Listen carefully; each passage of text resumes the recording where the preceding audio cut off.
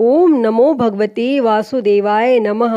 हरे कृष्णा, हर हर महादेव। प्रिय भक्तजनों, आषाढ़ पूर्णिमा और गुरु पूर्णिमा की आप सभी को हार्दिक शुभकामनाएं। आज हम इस वीडियो में आषाढ़ पूर्णिमा की व्रत कथा सुनेंगे। तो आप सभी भक्तजन बड़ी ही श्रद्धा, ध्यान पूर्वक और प्रसन्न चित्त मन से इस कथा को सुनिए। तो सभी प्रेम से बोलिए, श्री लक्ष्मीपति नारायण भगवान की जय, श्री उमापति शंकर भगवान की जय, सर्व देवी देवता की जय। द्वापर युग में यशोदा माँ ने भगवान श्री कृष्ण से कहा, हे कृष्ण, तुम सारे संसार के उत्पन्न करता, पालनहारी और संहार करता हो। आज मुझे कोई ऐसा व्रत बताओ जिसको करने से मृत्यु लोक में भी स्त्रियों को विधवा होने का भय न रहे तथा यह व्रत सभी मनुष्यों की मनोकामना पूर्ण करने वाला हो। तब भगवान श्री कृष्ण कहने लगे, हे माता, तुमने अति सुंदर प्रश्न किया है। मैं तुम्हें ऐसे एक व्रत के बारे में विस्तार से बताता हूँ। सौभाग्य की प्राप्ति के लिए स्त्रियों को 32 पूर्णिमा व्रत करना चाहिए। इस व्रत को करने से स्त्रियों को सौभाग्य की प्राप्ति होती है। यह व्रत अत्यंत सौभाग्य देने वाला और भगवान शिव के प्रति भक्ति को बढ़ाने वाला है। तब यशोदा जी कहने लगी, हे कृष्ण, प्रथम इस व्रत को मृत्यु लोक में किसने किया था और इसके विषय में विस्तार से मुझे बताओ। तब भगवान श्री कृष्ण कहने लगे, इस भूमंडल पर अनेक प्रकार के रत्नों से परिपूर्ण कांतिका नाम की एक नगरी थी।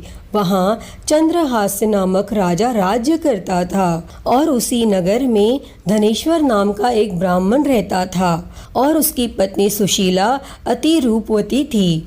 दोनों ही उस नगरी में बड़े प्रेम से रहते थे।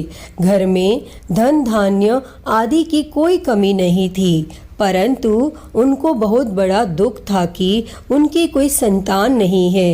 एक समय एक बड़ा योगी उस नगरी में आया। वह योगी उस ब्राह्मण के घर को छोड़कर अन्य सभी घरों से भिक्षा लेकर भोजन किया करता था। वह रूपवती से कभी भिक्षा नहीं लेता था। एक दिन वह योगी रूपवती से भिक्षा न लेकर किसी अन्य घर से भिक्षा लेकर गंगा किनारे जाकर भिक्षण को प्रेम पूर्वक ग्रहण करने लगा कि तब धनेश्वर ने योगी का यह सब कार्य देख लिया और अपनी भिक्षा के अनादर से दुखी होकर धनेश्वर योगी से बोला, हे महात्मन, आप सब घरों से भिक्षा लेते हैं, परंतु आप मेरे घर की भिक्षा कभी नहीं लेते, इसका क्या कारण है? तब योगी ने कहा, निसंतान घर की भीख पतितों के अन्न के तुल्य होती है और जो पतितों का अन्न खाता है वह भी पतित हो जाता है। क्योंकि तुम निसंतान हो, इसीलिए पतित हो जाने के भय से मैं तुम्हारे घर की भिक्षा नहीं लेता। तब धनेश्वर योगी की यह बात सुनकर बहुत दुखी हुआ और हाथ जोड़कर योगी के पैरों में गिर गया और कहने लगा, हे महाराज, यदि ऐसा है तो आप पुत्र प्राप्ति का कोई उपाय बताइए। आप सर्वज्ञानी हैं, मुझ पर कृपा कीजिए। हे भगवान, मेरे घर में धन की कोई कमी नहीं है, परंतु मैं पुत्र न होने के कारण अत्यंत दुखी हूँ। आप मेरे इस दुख का हरण करें, आप सामर्थ्यवान हैं। तब यह सुनकर योगी कहने लगे, हे ब्राह्मण, तुम चंडी की आराधना करो। और फिर घर आकर उसने अपनी पत्नी से सब वेदांत कहा और स्वयं तप करने के लिए वन में चला गया और वन में जाकर उसने चंडी की उपासना की तथा उपवास किए। तब माता चंडी ने 16वें दिन उसको स्वप्न में दर्शन दिया और कहा, हे धनेश्वर, जा, तेरे घर पुत्र होगा। परंतु वह 16 वर्ष की आयु में ही मृत्यु को प्राप्त हो जाएगा। यदि तुम दोनों पति पत्नी 32 पूर्णमासियों का व्रत विधि पूर्वक करोगे तो वह दीर्घायु हो जाएगा। जितनी तुम्हारी सामर्थ्य हो आटे के दिए बनाकर शिवजी भगवान का पूजन करना, परंतु पूर्णमासी के व्रत 32 होने चाहिए। और प्रातः काल होने पर इस स्थान के समीप तुम्हें एक आम का वृक्ष दिखाई देगा। उस पर चढ़कर तुम एक फल तोड़कर शीघ्र ही अपने घर चले जाना और अपनी पत्नी से सब वेदांत कहना। ऋतु स्नान के पश्चात वह स्वच्छ होकर श्री शंकर भगवान का ध्यान करके उस फल को खा लेगी। तब शंकर भगवान की कृपा से उसको गर्भ हो जाएगा। और फिर जब वह ब्राह्मण प्रातः काल उठा तो उसने एक स्थान के पास ही आम का वृक्ष देखा जिस पर एक अत्यंत सुंदर आम का फल लगा हुआ था। उस ब्राह्मण ने उस आम के वृक्ष पर चढ़कर फल को तोड़ने का प्रयत्न किया, परंतु वृक्ष पर कई बार प्रयत्न करने पर भी वह चढ़ नहीं पाया। तब उस ब्राह्मण को बहुत चिंता हुई और फिर वह विघ्न विनाशक श्री गणेश भगवान की वंदना करने लगा कि हे दयानिधे, अपने भक्तों के विघ्नों का नाश करके उनके मंगल कार्य को करने वाले, दुष्टों का नाश करने वाले, रिद्धि सिद्धि प्रदान करने वाले, आप मुझ पर कृपा करके इतना बल दें कि मैं अपने मनोरथ को पूरा कर सकूं। और फिर इस प्रकार गणेश जी की प्रार्थना करने पर उनकी कृपा से धनेश्वर वृक्ष पर चढ़ गया और उसने सुंदर आम के फल को तोड़ लिया। और धनेश्वर ने सोचा जो वरदान से फल मिला था वो यही है और कोई फल तो दिखाई नहीं दे रहा। तब उस धनेश्वर ब्राह्मण ने जल्दी से घर जाकर अपनी पत्नी को वह फल दे दिया और उसकी पत्नी ने अपने पति के कहे अनुसार उस फल को खा लिया और वह गर्भवती हो गई। और देवी जी की असीम कृपा से उसे एक अत्यंत सुंदर पुत्र उत्पन्न हुआ जिसका नाम उन्होंने देवीदास रखा। माता पिता के हर्ष और शोक के साथ वह बालक शुक्ल पक्ष के चंद्रमा के भांति अपने पिता के घर में बड़ा होने लगा और माँ भवानी की कृपा से वह बालक बहुत ही सुंदर, सुशील और विद्या पढ़ने में बहुत ही निपुण हो गया। तब माता दुर्गा जी के आज्ञा अनुसार उसकी माता ने 32 पूर्णमासी का व्रत रखना आरंभ कर दिया जिससे उसका पुत्र बड़ी आयु वाला हो जाए। और 16वां वर्ष लगते ही देवीदास के माता पिता को बड़ी चिंता हो गई कि कहीं उनके पुत्र की इस वर्ष में मृत्यु न हो जाए। इसीलिए उन्होंने अपने मन में विचार किया कि यदि यह दुर्घटना उनके सामने हो गई तो वो कैसे सहन करेंगे। इसीलिए उन्होंने देवीदास के मामा को बुलाया और कहा, हमारी एक बहुत बड़ी इच्छा है कि देवीदास 1 वर्ष तक काशी में जाकर विद्या का अध्ययन करे और उसको अकेला भी नहीं छोड़ना चाहिए। इसीलिए साथ में तुम चले जाओ और 1 वर्ष के पश्चात इसको वापस ले आना। तब सब प्रबंध करके उसके माता पिता ने काशी जाने के लिए देवीदास को एक घोड़े पर बिठाकर उसके मामा के साथ भेज दिया, परंतु यह बात उसके मामा या किसी और को नहीं बताई। तब धनेश्वर तथा उसकी पत्नी ने अपने पुत्र की मंगल कामना और दीर्घ आयु के लिए माँ भगवती दुर्गा की आराधना और पूर्णमासियों का व्रत करना आरंभ कर दिया। और इस प्रकार बराबर 32 पूर्णमासी के व्रत को उन्होंने पूरा किया। और कुछ समय पश्चात एक दिन वह मामा और भांजा मार्ग में रात बिताने के लिए किसी गांव में ठहरे हुए थे और उस दिन उस गांव में एक ब्राह्मण की अत्यंत सुंदर, सुशील और गुणवंती कन्या का विवाह होने वाला था, जिसमें धर्मशाला के अंदर वर और उसकी बारात ठहरी हुई थी। और उसी धर्मशाला में देवीदास और उसके मामा भी ठहरे हुए थे। संयोगवश कन्या को तेल आदि चढ़ाकर मंडप आदि का कार्य किया गया तो लग्न के समय वर को धनुर्वात हो गया। इसीलिए वर के पिता ने अपने कुटुंबियों से विमर्श करके यह निश्चय किया कि यह देवीदास मेरे पुत्र जैसा ही सुंदर है और मैं इसके साथ ही लग्न करवा दूं और बाद में विवाह के अन्य कार्य मेरे लड़के के साथ हो जाएंगे। ऐसा सोचकर देवीदास के मामा से जाकर बोला कि तुम थोड़ी देर के लिए अपना भांजा हमें दे दो, जिससे विवाह के लग्न का सब कार्य सुचारू रूप से हो सके। तब देवीदास का मामा कहने लगा, जो कुछ भी वधू पक्ष से कन्यादान के समय वर को मिले वह सब हमें दे दिया जाए तो मेरा भांजा इस बारात का दूल्हा बन जाएगा। फिर यह बात वर के पिता ने स्वीकार कर लेने पर उसने अपना भांजा वर बनने के लिए भेज दिया और उसके साथ सब विवाह कार्य विधि पूर्वक संपन्न हो गए। और पत्नी के साथ वह भोजन करने लगा तो अपने मन में सोचने लगा कि न जाने यह किसकी स्त्री होगी, और वह एकांत में यही सोच सोचकर श्वास छोड़ने लगा और उसकी आंखों में आंसू भी आ गए। तब लड़की ने पूछा, क्या बात है, आप इतने उदासीन व दुखी क्यों हो रहे हैं? तब उसने सब बातें जो कि वर के पिता और उसके मामा में हुई थी लड़की को बता दी। तब कन्या कहने लगी, यह ब्रह्म विवाह के विपरीत कैसे हो सकता है?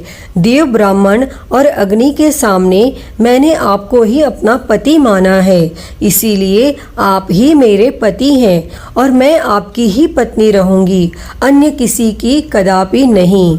तब देवीदास ने कहा, ऐसा मत करिए, क्योंकि मेरी आयु बहुत कम है और मेरे पश्चात आपकी क्या गति होगी, इन बातों को अच्छी तरह विचार कर लो। परंतु वह दृढ़ विचारों वाली लड़की थी। वह बोली, जो आपकी गति होगी वही मेरी गति होगी। हे स्वामी, आप उठिए और भोजन कीजिए, आप निश्चय ही भूखे होंगे।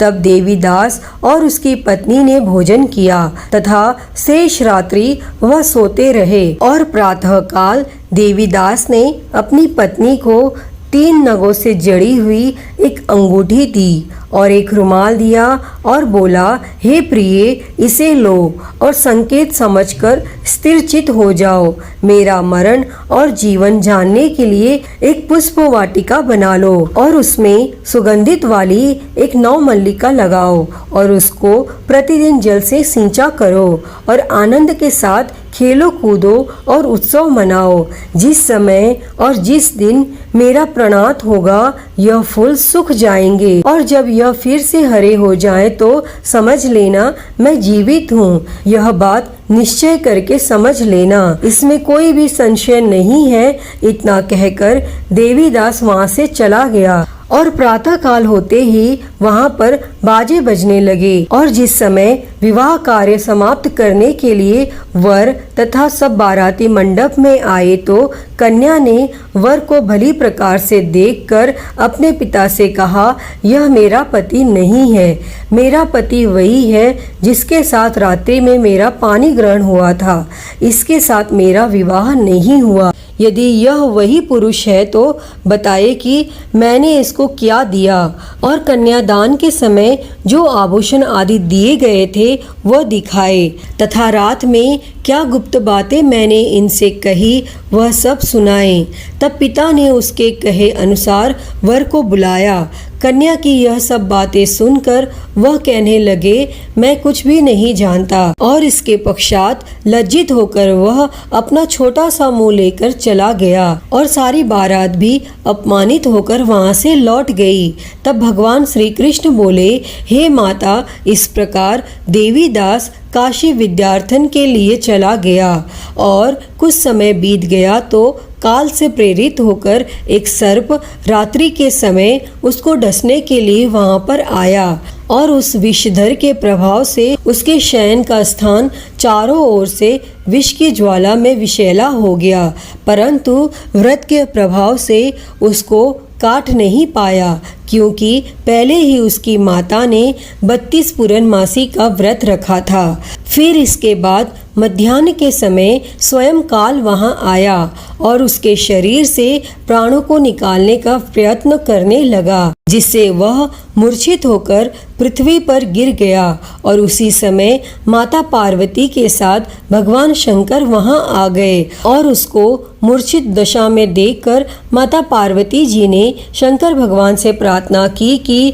हे महाराज, इस बालक की माता ने पहले ही 32 पूर्णिमा का व्रत पूरा किया था, जिसके प्रभाव से आप इसको प्राणदान दे।